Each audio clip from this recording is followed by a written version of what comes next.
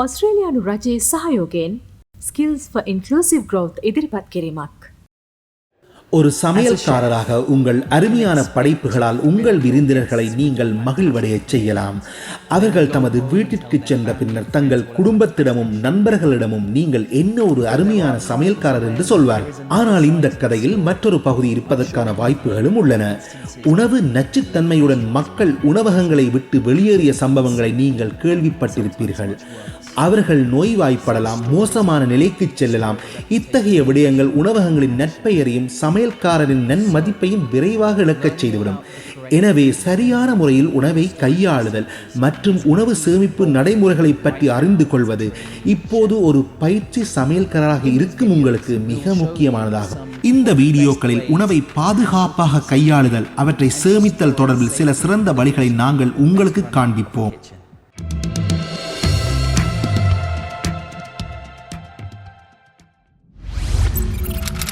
உணவு பாதுகாப்பு மற்றும் உணவு சேமிப்பு. உணவு பாதுகாப்பு மற்றும் உணவு சேமிப்பு என்பது உணவால் ஏற்படக்கூடிய நோய் பாதிப்புகளிலிருந்து தனிநபர்களை பாதுகாக்கும் வகையில் உணவு கையாளுதல், தயாரித்தல் மற்றும் சேமிப்பு வைப்பதில் பயன்படுத்தப்படும் ஒரு விஞ்ஞானபூர்வமான ஒழுக்கத்தை குறிக்கிறது.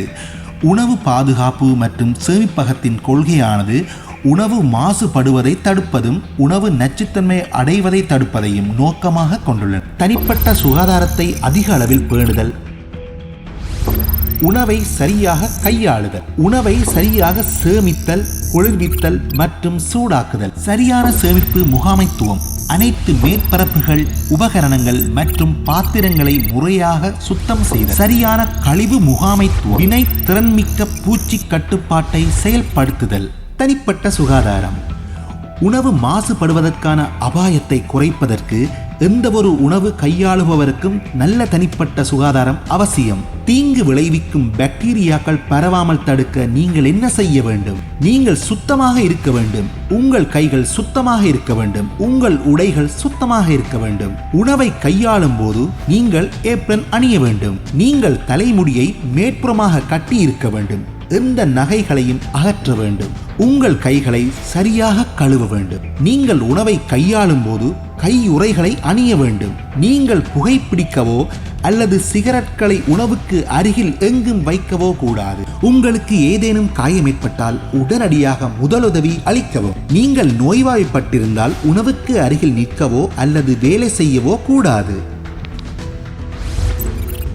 உணவை கையாளுதல்.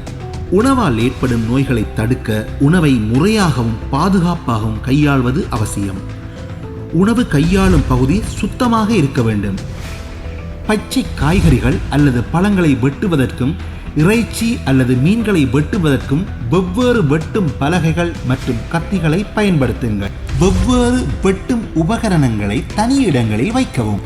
கழிவுகளை உடனடியாகவும் சரியாகவும் அப்புறப்படுத்துங்கள். விரைவாக கெட்டு போகக்கூடிய எந்த உணவும் சரியாகவும் உடனடியாகவும் சேமிக்கப்பட வேண்டும். உணவை சேமித்தல், குளிர்வித்தல் மற்றும் சூடாக்குதல். உணவு சேமிப்பதற்கான இடங்கள் ஒழுங்காகவும் சுத்தமாகவும் இருக்க வேண்டும். நீங்கள் எல்லா உணவுகளிலும் பயன்பாட்டு தேதியை சரிபார்க்க வேண்டும். உணவு சேமிப்பகத்தில் ஒரு அமைப்பு இருக்க வேண்டும். உணவு தயாரிப்பதற்கான மூலப்பொருட்களை மூடிய கொள்கலன்களில் வைத்து குளிர்சாதன பெட்டியில் வைக்க வேண்டும்.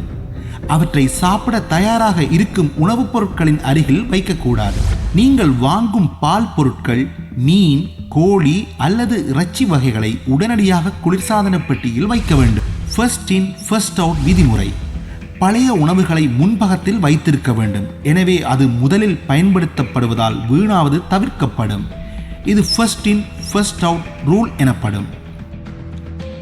உங்கள் உணவுப் பொருள் விநியோகத்தில் கிரமமான பதிவு இருக்க வேண்டும். சேதமடைந்த உணவை உடனடியாக அப்புறப்படுத்த வேண்டும். உணவு வெப்பநிலை. நேரம் மற்றும் வெப்பநிலை கட்டுப்பாடு உணவு பாதுகாப்பில் முக்கிய பங்கு வகிக்கிறது. சரியான நேர வெப்பநிலை பயன்பாடு உணவு ஆபத்தான கட்டத்தை அடைவதை குறைக்கும்.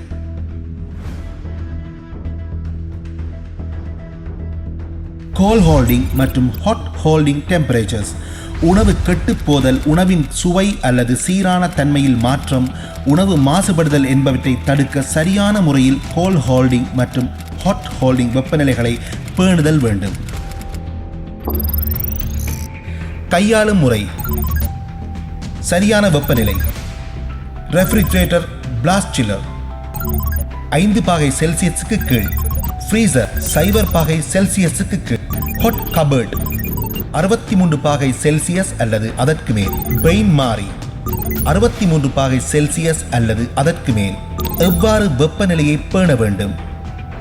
Refrigerator blast chiller, thermostat. Freezer thermostat. Hot cupboard thermostat, food thermometer. Pain மாறி thermostat, food thermometer. Cooling down temperature, time and reheating temperature. உணவு கூலிங் டவுன்: சூடான உணவை 60 பாகை செல்சியஸிலிருந்து 21 பாகை செல்சியஸுக்கு குறைக்க 2 மணி நேரமும் 5 பாகை செல்சியஸுக்கு 4 மணி நேரமும் குளிர்விக்க வேண்டும்.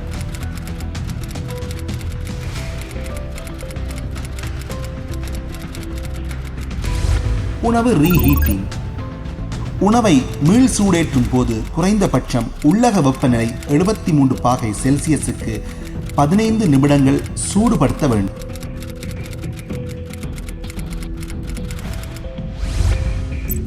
உணவை தயாரிக்கும் நேரங்களும் வெப்பநிலையும்: வெவ்வேறு உணவு வகைகளை சமைக்கும் போது உணவு தயாரிக்கும் நேரங்கள் மற்றும் வெப்பநிலைகள் தொடர்பில் கருத்தில் கொள்ள.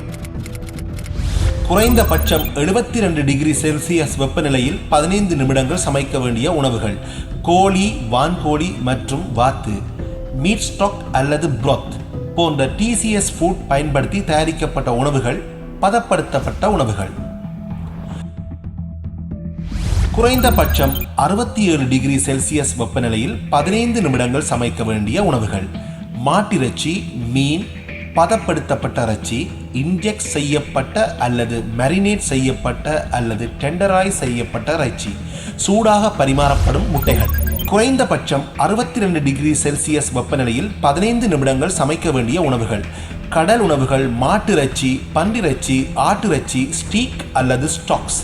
ரோஸ்ட் 4 நிமிடங்கள் சூடாக்கப்பட்டது, உடனடியாக பரிமாறப்படும் முட்டைகள்.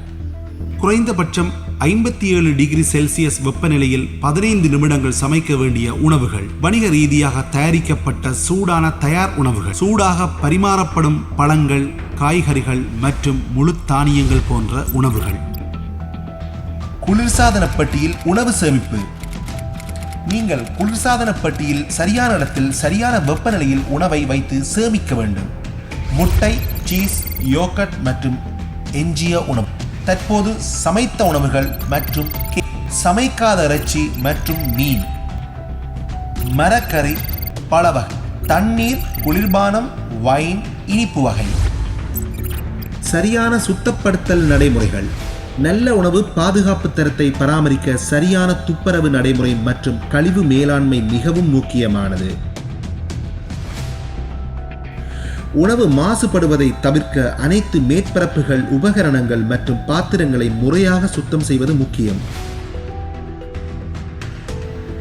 வெவ்வேறு மேற்பரப்புகளுக்கு சரியான சுத்தப்படுத்தல் திரவங்களை பயன்படுத்துங்கள்.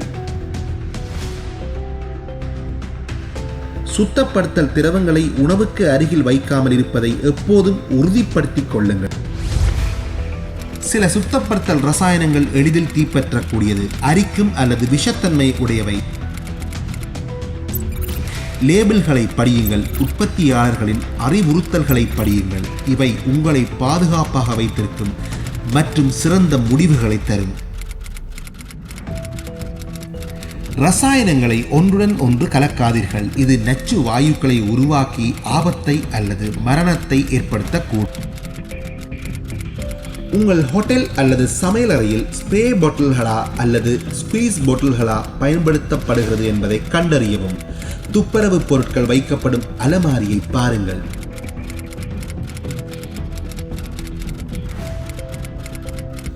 சுத்தம் செய்யும் பொருட்கள் மற்றும் உபகரணங்கள் பாதுகாப்பான பூட்டப்பட்ட அறை அல்லது அலுமாரியில் வைக்கப்பட வேண்டும். இதனால் பொருட்களை பாதுகாக்க, திருட்டை தவிர்க்க மற்றும் வெளித்தரப்பினரின் தவறான பயன்பாட்டை தடுக்க முடியும். சரியான பராமரிப்பு: உடைந்த மின் மற்றும் பிற உபகரணங்கள் தொடர்பில் தெரியப்படுத்தப்பட வேண்டும். குளிர்சாதன பெட்டிகள் மற்றும் ஹாட் கபர்ட்ஸ் போன்ற சமையலறை உபகரணங்கள் சரியாக வேலை செய்யாத போது அவற்றை சரிபார்த்து உடனடியாக சிக்கலை சரி செய்யவும். பிளக் பாயிண்ட் போன்றவற்றை தவறாமல் சோதித்து பார்த்து ஏதேனும் சிக்கல்கள் இருந்தால் சரி செய்யவும். சரியான கழிவு முகாமைத்துவம். உணவு மாசுபாட்டை தடுக்க பின்வரும் விடயங்களில் கவனம் செலுத்தி உடனடியாக உணவு கழிவுகளை அகற்றி அப்புறப்படுத்துவது முக்கியம்.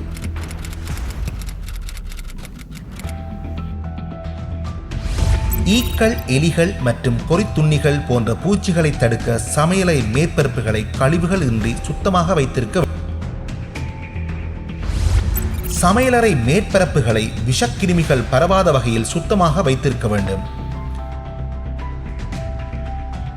உணவு கழிவுகளை உடனடியாக அகற்றி கழிவு தொட்டியில் இடுவதன் மூலம் சமையலறை பகுதியில் துர்நாற்றம் ஏற்படுவதை தவிர்க்கவும். பாதுகாப்பான உணவு கழிவகற்றலுக்கு பின்வரும் வழிமுறைகள் பரிந்துரைக்கப்படுகின்றன.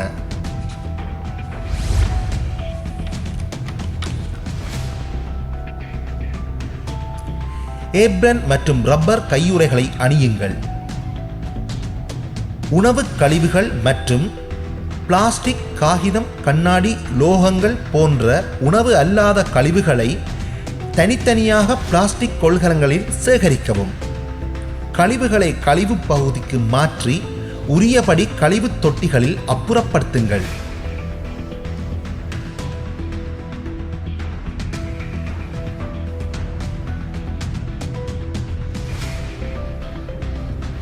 கழிவகற்றிய பின் ரப்பர் கையுறைகளை சரியான முறையில் அப்புறப்படுத்துங்கள். அழுக்கு துணி கூடையில் ஏப்ரனை வைக்கவும். கைகளை நன்கு கழுவுங்கள்.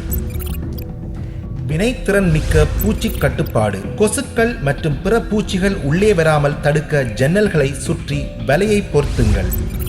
கொசுக்களை சமாளிக்க தோட்டங்கள் மற்றும் திறந்த வெளிகளை தவறாமல் கவனியுங்கள். விருந்தினர்கள் கோரினால் மின்சார கொசு விரட்டும் இயந்திரங்களை பயன்படுத்துங்கள். ஜன்னல்களை திறந்து வைப்பதில் கவனமாக இருக்கும்படி விருந்தினர்களை கேட்டுக்கொள். தரையில் இருந்து உயரமான இடத்தில் உணவுப் பொருட்களை வையுங்கள். எலிகள், கொறித்துண்ணிகள் மற்றும் பூச்சிகள் நுழைய முடியாத வகையில் உணவை கொள்கலன்களில் அடைத்து வை. கரப்பான் பூச்சிகளை தடுக்க உரிய வழிமுறைகளை பின்பற்றவும். கழிவு தொட்டிகளின் மூடிகள் இறுக்கமாக மூடப்பட்டிருப்பதை உறுதிப்படுத்தவும். எலிகள் ஹோட்டலுக்குள் நுழையக்கூடிய இடங்களை மூடவும் அல்லது தடுக்கவும். கடுமையான சிக்கல் இருந்தால் தொழில்முறை பூச்சி கட்டுப்பாடு நிபுணரை தொடர்பு கொள்ளுங்கள்.